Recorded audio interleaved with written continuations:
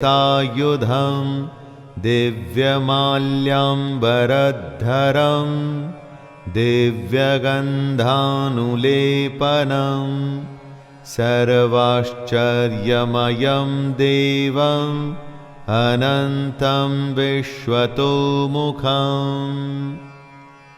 दोस्तों, अब जो कृष्ण का वर्णन आएगा उसको सुनने के साथ में अनुभव भी करते रहिएगा।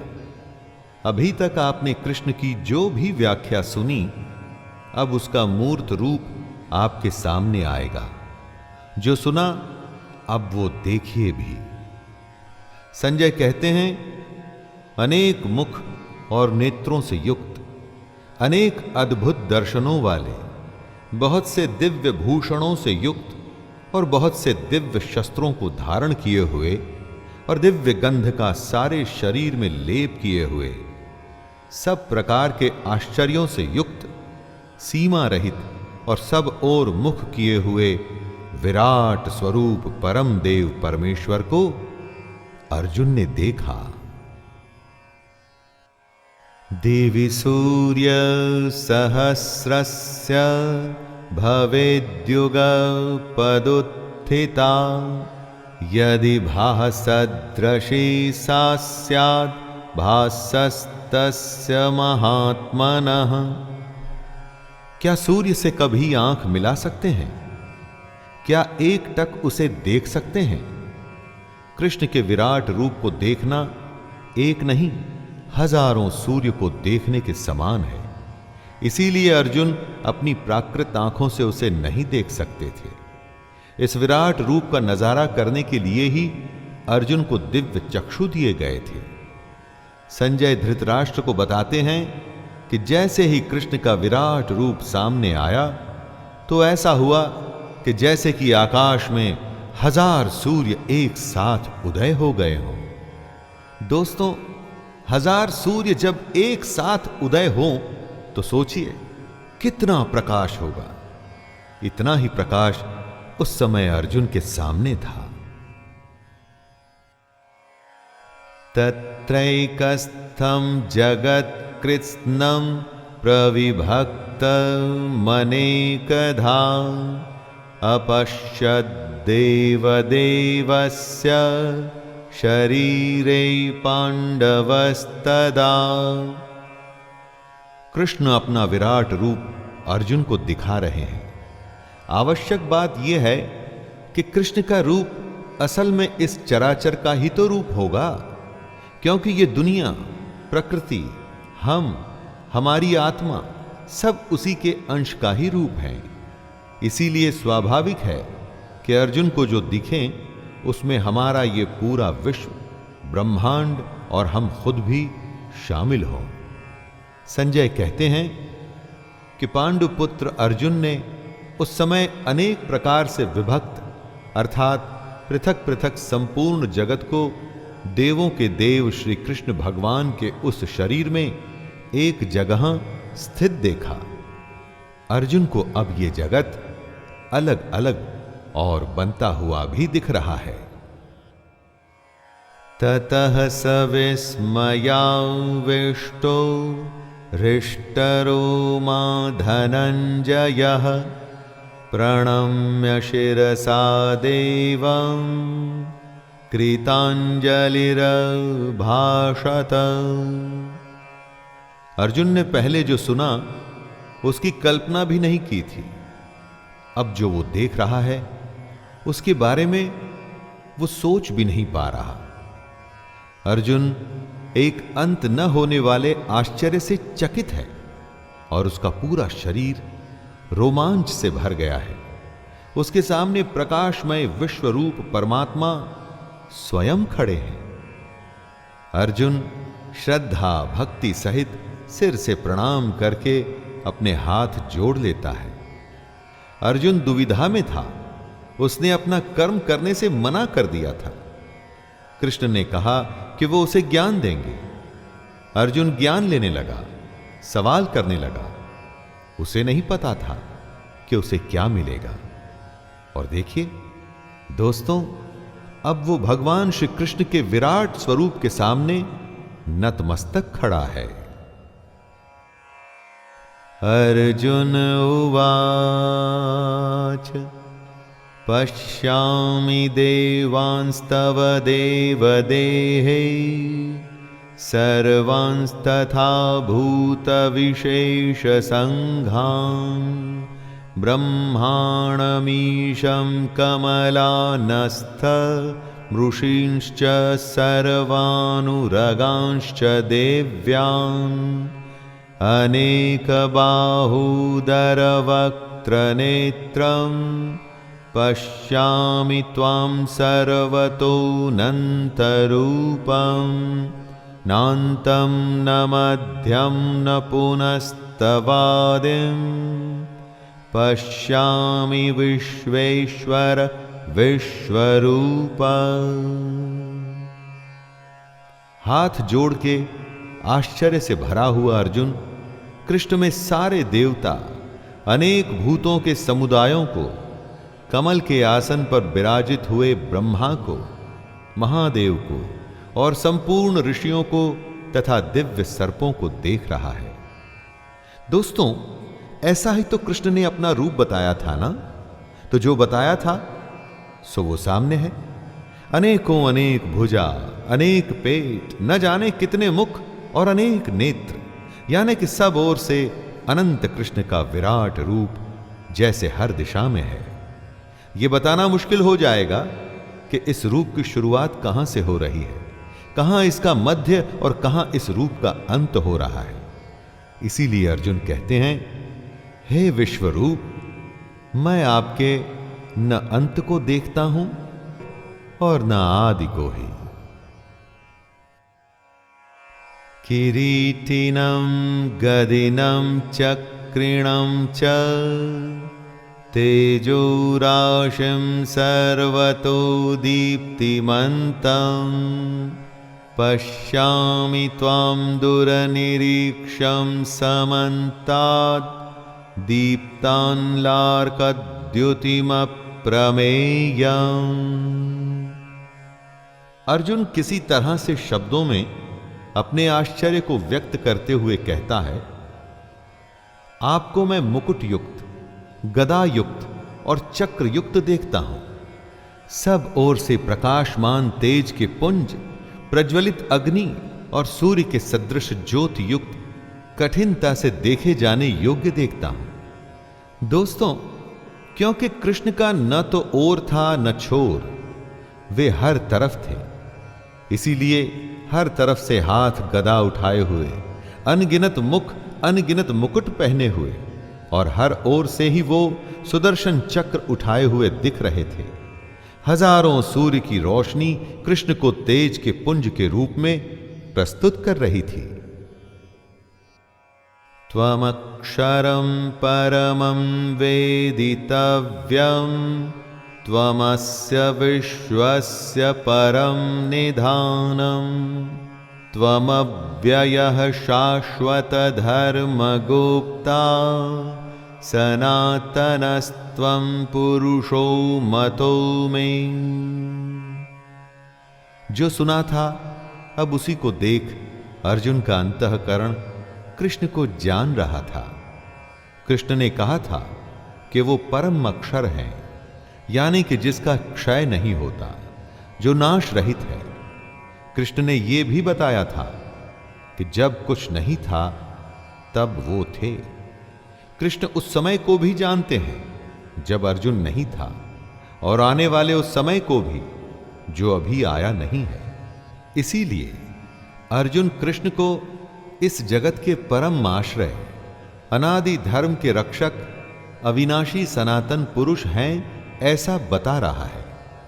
कृष्ण के इस विराट रूप को देखकर अब अर्जुन समझ रहा है कि क्यों कृष्ण सनातन पुरुष हैं। चारों तरफ उनका मुख, उनके हाथ हैं, हर तरफ सिर्फ कृष्ण है, कृष्ण है, कृष्ण है और कुछ भी नहीं।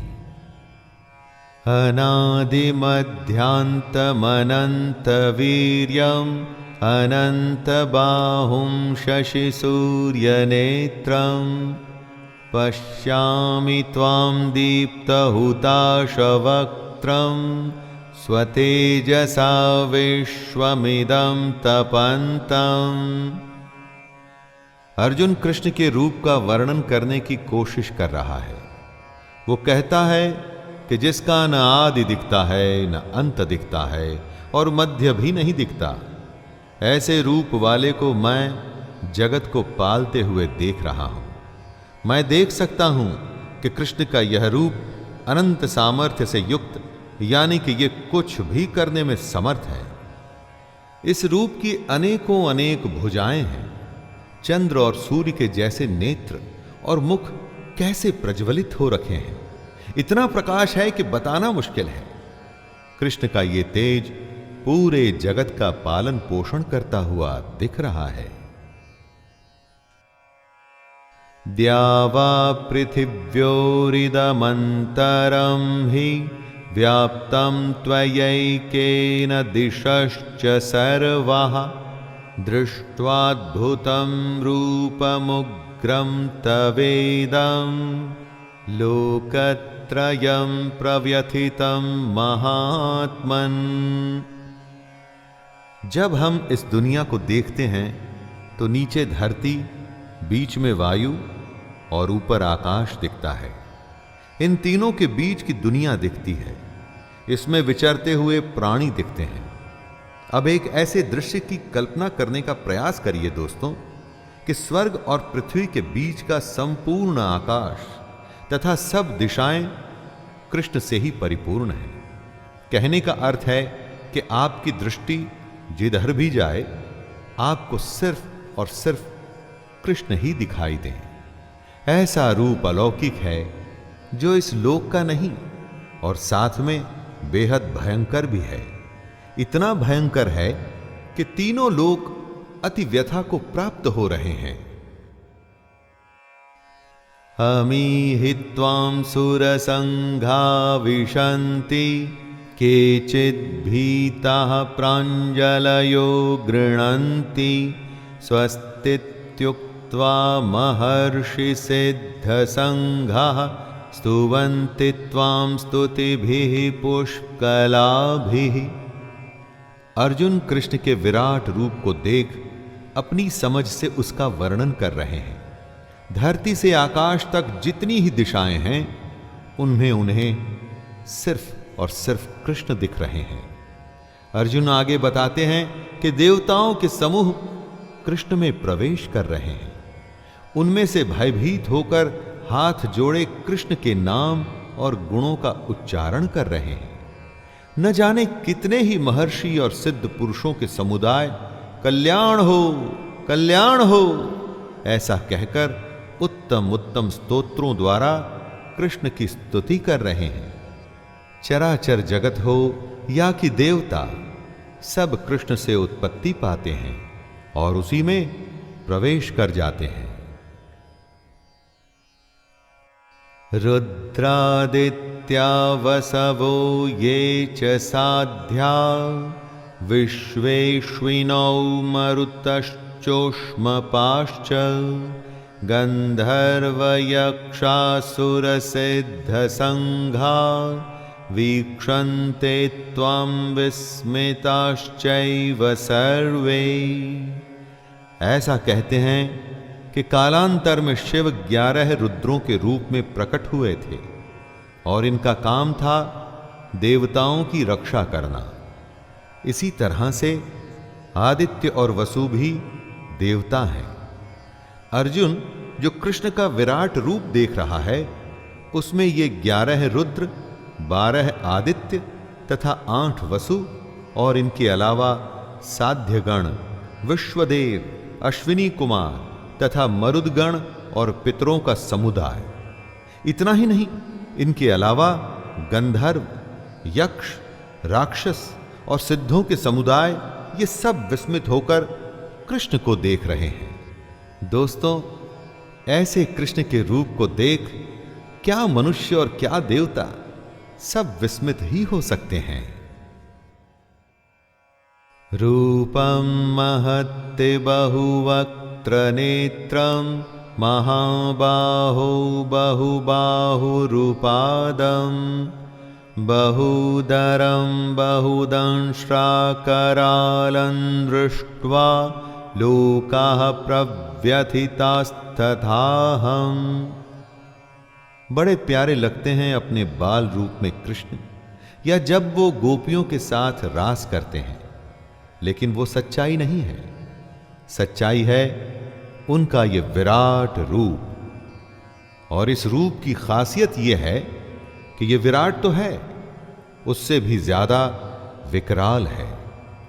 अर्जुन कहते हैं, हे महाबाहो, आपके बहुत मुख और नेत्रों वाले, बहुत हाथ, जंघा और पैरों वाले, बहुत उदरों वाले और बहुत सी दाढ़ों के कारण अत्यंत विकराल महान रूप को देखकर सब लोग व्याकुल हो रहे हैं, तथा मैं भी व्याकुल हो रहा हूं।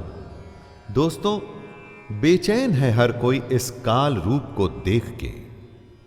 नभः स्पृशं दीप्तमनेकवर्णं व्यात्ताननं दीप्तविशालनेत्रं दृष्ट्वा हि त्वां प्रव्यथितान्तरात्मा धृतिं न विन्दामि शमं च विष्णु। कृष्ण के विराट रूप में मुख ऐसा है कि धरती से शुरू हो आकाश तक जा रहा है। मुख से एक ज्योति निकल रही है। दोस्तों, सब कुछ इल्यूमिनेटेड है। प्रकाश से भरे नेत्र हर तरफ देख रहे हैं। ऐसा कहते हैं कि भगवान की एक झलक पाते ही मन में शांति आ जाती है, लेकिन यहां ऐसा नहीं हो रहा है। कृष्ण को देख अर्जुन भयभीत हो रहा है और उसका अंतःकरण धीरज और शांति को खो रहा है। कृष्ण में सारे काल, सारे लोक समाये हैं। दोस्तों, ये बातें बोलने में तो शब्द हैं, लेकिन यथार्थ में ये सब अति भयंकर होता है। दंष्ट्राकरालानि च ते मुखानि दृष्टैव कालानलसन्निभानि दिशो न जाने न लभे च शर्म प्रसीद देवेश जगन्निवास। भयंकर और विकराल रूप चारों तरफ फैला हुआ है। हर तरफ ही मुख हैं, हर तरफ ही भुजाएं हैं। इस वजह से अर्जुन को कुछ समझ नहीं आ रहा है। उसका दिशा बोध खत्म हो गया है। हमारी दृष्टि का एक केंद्र बिंदु होता है, उसके चारों तरफ की दुनिया हमें समझ में आती है, लेकिन जब कोई फिक्स्ड एक्सिस नहीं होती तो समझें कैसे? जैसे समुद्र में होता है चारों तरफ पानी ही पानी, और अगर आसमान में भी बादल हो तो कौन सी दिशा कहां है कुछ समझ में नहीं आता। यही हालत अर्जुन की थी। दोस्तों, अमी च त्वां धृतराष्ट्रस्य पुत्राः सर्वे सहैवावनिपालसङ्घैः भीष्मो द्रोणः सूतपुत्रस्तथासौ साहस्मदीयैरपि योधमुख्यैः वक्त्राणि ते त्वरमाणा विशन्ति दंष्ट्राकरालानि भयानकानि केचिद्विलगना दशनान्तरेषु सन्दृश्यन्ते चूर्णितैरुत्तमाङ्गैः। अभी तक तो अर्जुन को रुद्र, आदित्य, वसु और देवता दिख रहे थे, लेकिन अब उसे कुछ ऐसा दिख रहा है जो और भी विस्मयकारी है।